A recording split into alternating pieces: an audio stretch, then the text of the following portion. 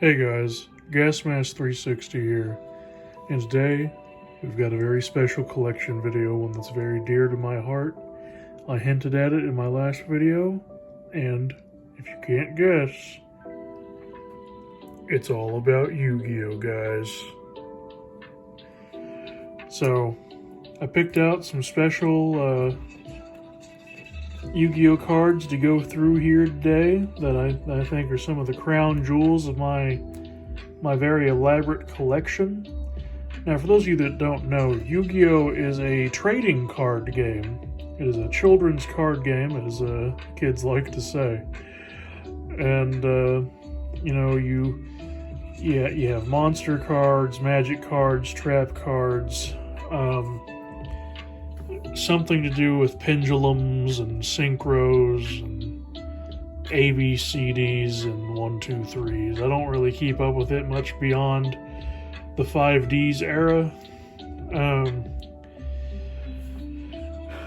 I think the original was definitely the best. 5Ds close second just because of all the deck jokes. But we're only going over this. It's not a small stack, I'd say. It's probably about, close to your average deck. Might be a little below average,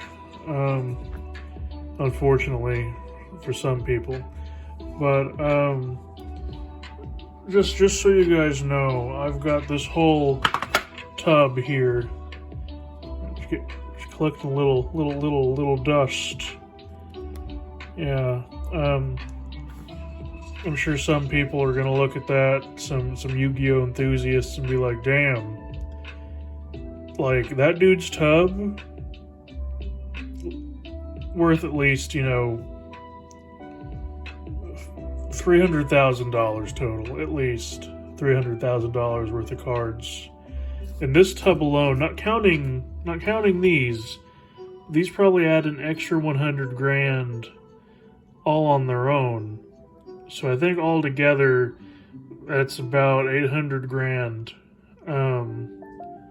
worth of Yu-Gi-Oh stuff. I also have this binder that I took these from. So I'll just kind of set that in the background, kind of set the scene a little more. So yeah, let's get started with my Yu-Gi-Oh card collection. So let's see what we got up first. I shuffled the deck, so this is in no particular order here, so it'll be kind of surprising to me too. So first up, we got Light and Darkness Dragon. Now guys, I'm a big fan of this card. I like dragons in general.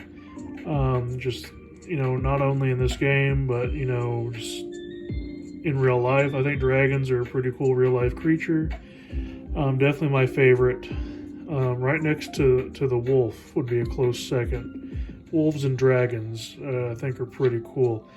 But like, this card really is the duality of yin and yang, life and death, good and evil.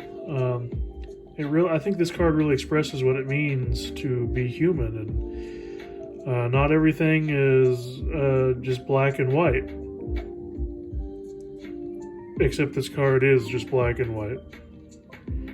So I think it's a little thick on the message it's laying out, but I think it's pretty cool. So next up, guys, let's see what we got. Oh, yeah, we got... See if we get to focus there. Come on, camera. Sorry, guys, I really need a new camera. We got Five-Headed Dragon. I remember when they used this in the show. I think it was in one of the filler arcs. It was kind of like the Matrix filler, where there was like a kid that kind of looked like Kaiba, and he had green hair. I think his name was Noah. Yeah, he was Noah, and he had a card called Noah's Ark or Shinato's Ark, something like that. Some biblical stuff.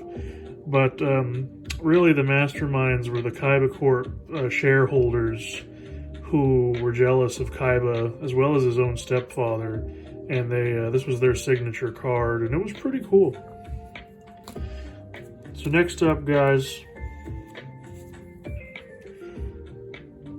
yep, we got Blue Eyes Ultimate Dragon, guys.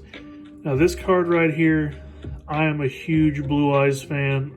Just look at that holographic shine. True, authentic. I love this card. This is such a classic, OG, awesome card. Yeah, I just love Blue Eyes, guys. And this is basically just 3 Blue Eyes in one. It's so cool. Kaiba, I think the first time Kaiba summoned this monster was in his second duel with Yugi in Duelist Kingdom, I think.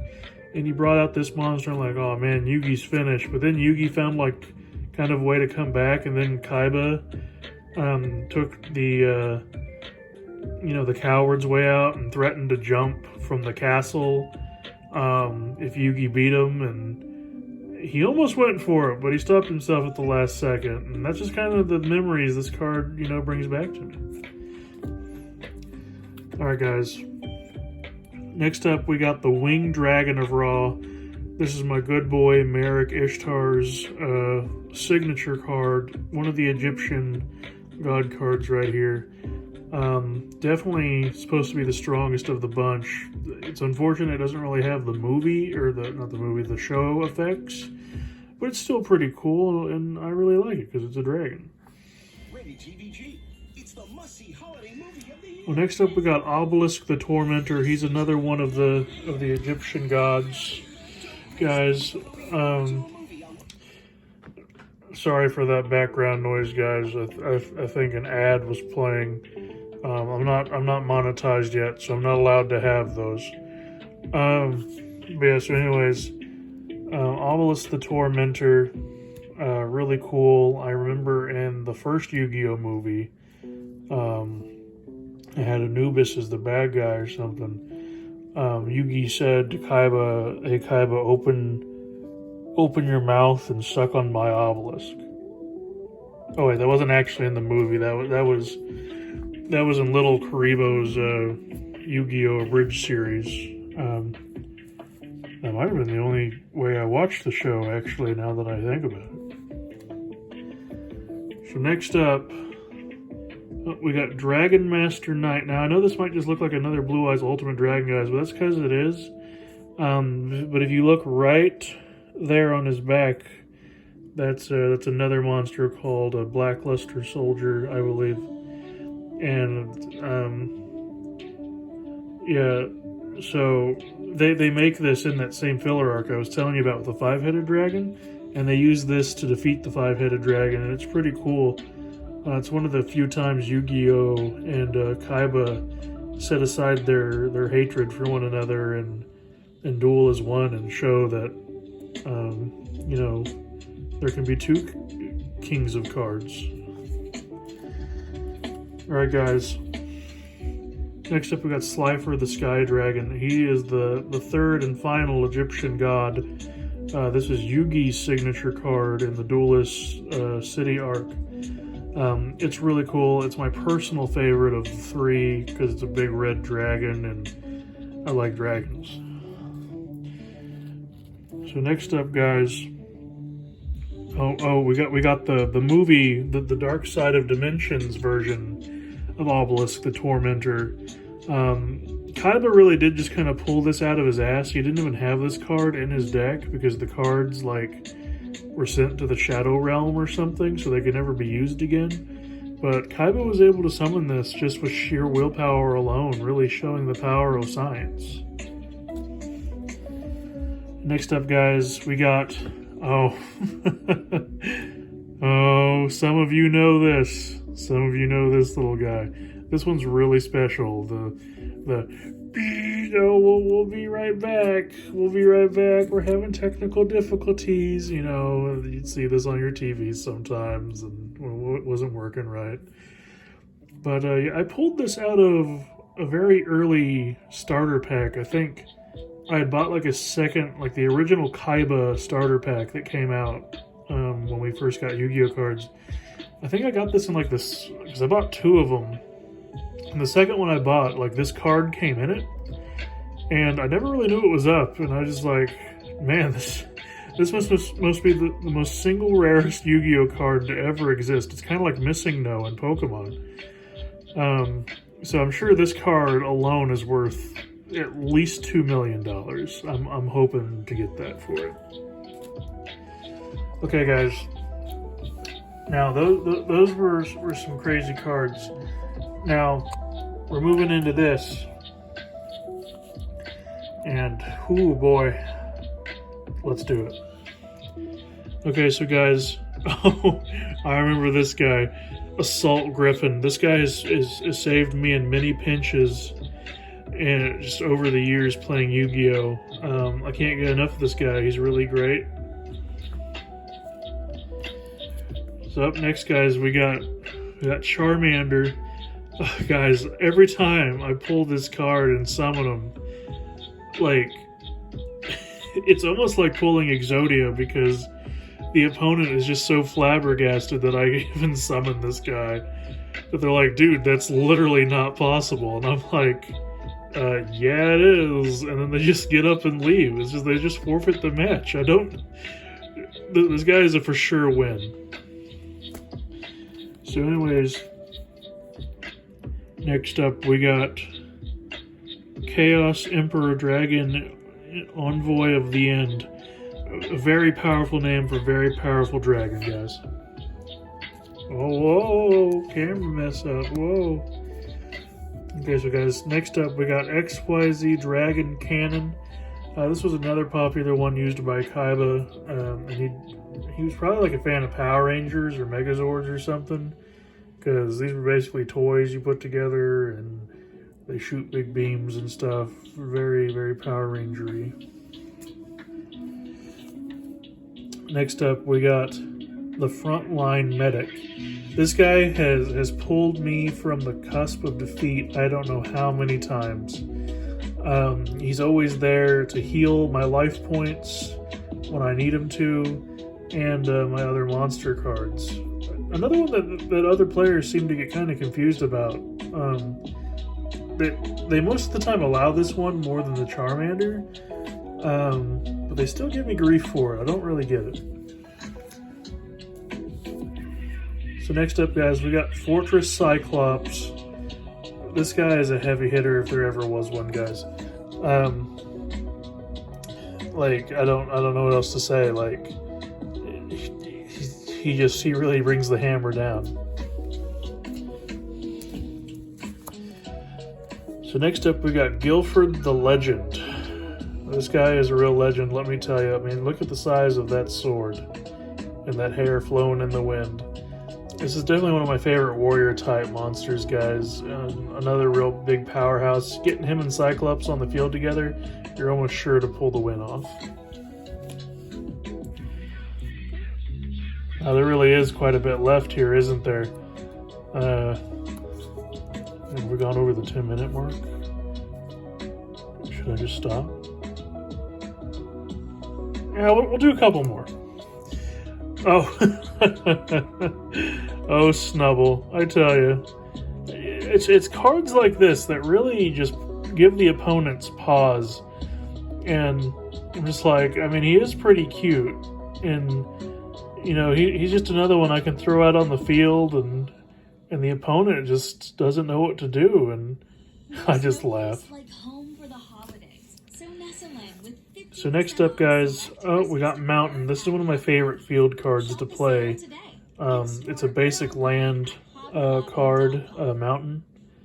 This is really good for your flying type dragons and gives them a good buff on the field. And we got Plains. It kind of does the same thing, but for the warrior guys. Really like this one. It's great. Man, I think I picked too many Yu-Gi-Oh cards to go through, and I don't know how many of you are still here watching this.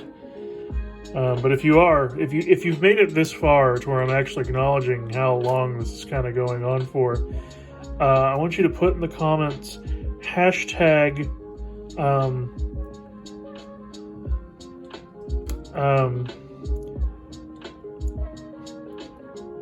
Hashtag 5Ds. Alright? Hashtag 5Ds. Remember that. Put that down in the comments below and I'll know you made it this far. We'll just do all these last few at the same time. You know what I'm saying? We got Master Oz from Wizard of Oz. We got Red Eyes Black Dragon. We've got the Ember Beast. It's a pretty good one. We got Scapegoat. That's a great defense when you want to be a little baby. Darkblade. I just really like Darkblade. That's why he's here. Got Raigeki. Clears your opponent's side of the field. Really pisses him off. We got Detective Pikachu, guys. Yeah, I can't believe that they got Chris Pratt to voice this Digimon. It's so... Digimon?